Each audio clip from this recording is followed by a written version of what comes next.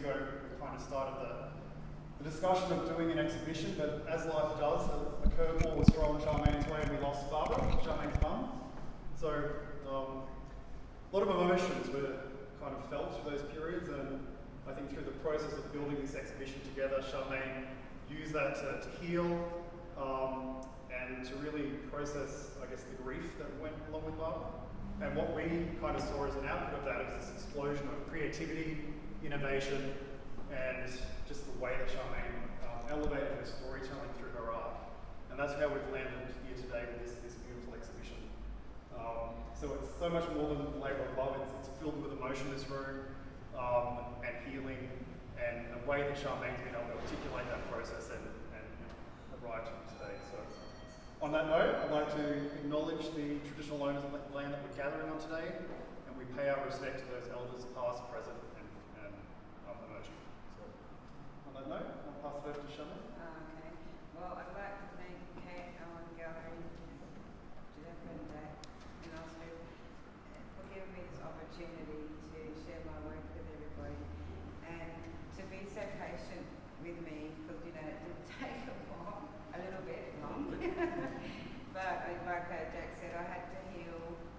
I have a lot of stuff happening in my own personal life, but it's been lovely to do the work because I get to capture bits of my mum and I'm sorry.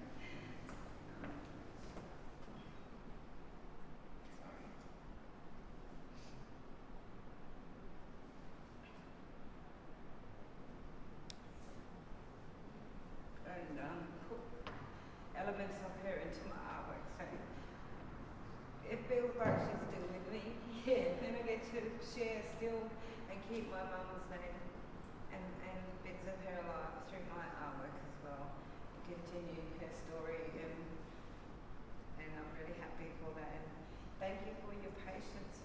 And I feel like they're family as well, especially you, Jack. I like my family. He's been a really big support through everything that I've done. So thank you so much. Yeah. And thank you, Jack. I stole Jack's uncle. Sorry, Jack. But yeah, no, thank you so much. He's given me, through the support, the ability to paint again. I had lost that for a little bit with the grief and the stress. Yeah, a lot of stuff that's happened. So thank you so much. Well, it's been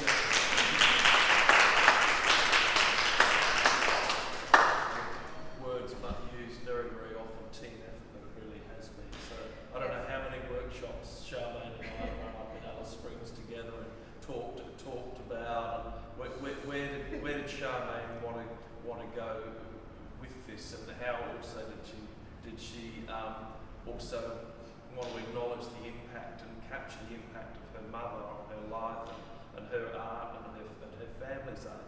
So we had a great old time though. But it took a bit of extracting teeth's probably a good way to put it, sometimes.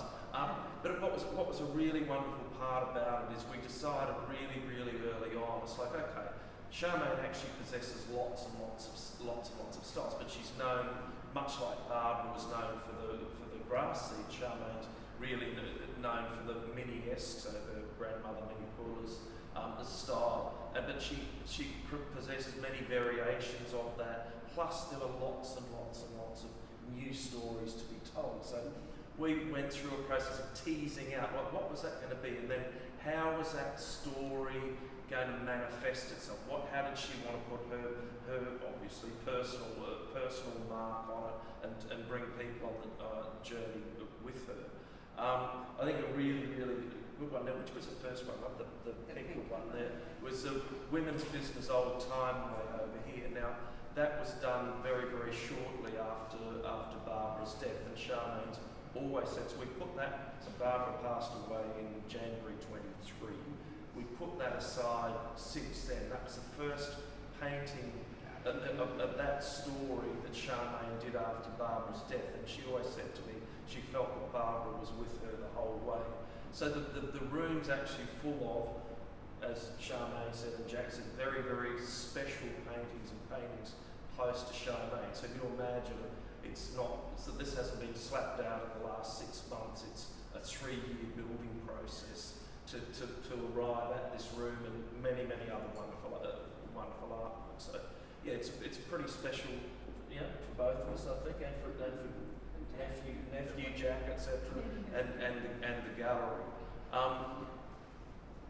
We're talking about Barbara here, so part of today is also to recognise just how important Barbara was to myself, to obviously Charmaine, to Jack, to our business.